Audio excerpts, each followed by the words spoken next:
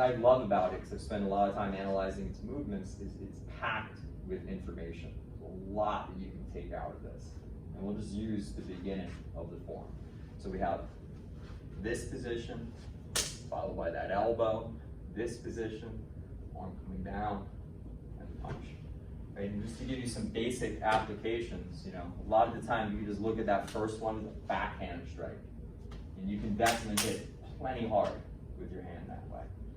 I tend to look at it more from that grappling perspective that we use. If we're grabbing with each other, right, I want to control on one side and press down with the other. So if Felipe steps out real quick, that's essentially the position that I have.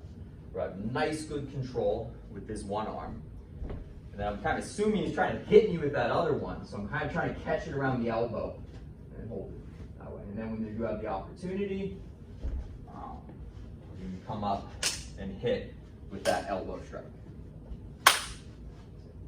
And we have here, which we talked about last night, interesting application, right, called rabbit punches in like boxing. It's illegal. It's an illegal punch in modern boxing.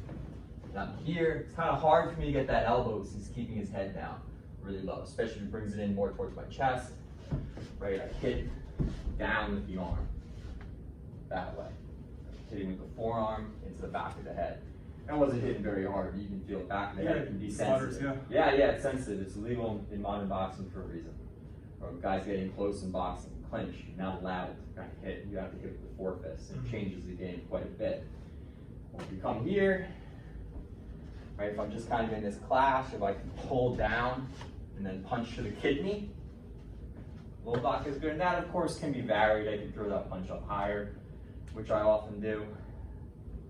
You guys probably know from the active training that we do, you know, moving around Felipe, it's going to be hard to pull this off often, right? It's important to keep in mind, you know, you can't just muscle him and move him. It's more where I move myself to get that angle.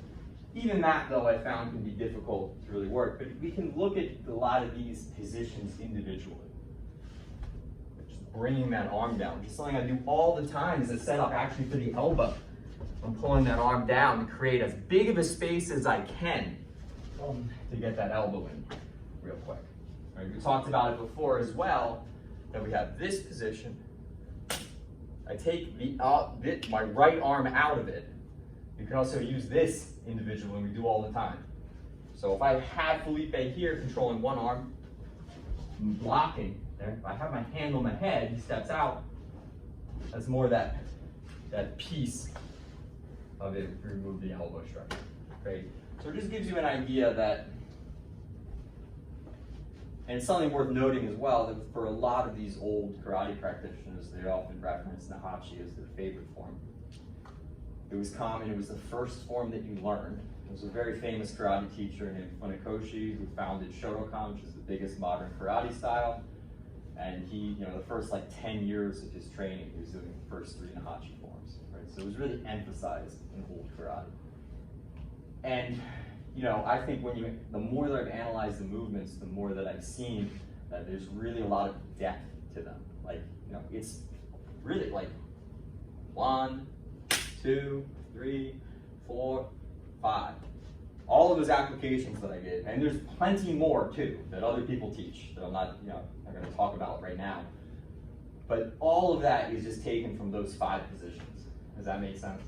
It's a cool part of the art, something I really enjoy.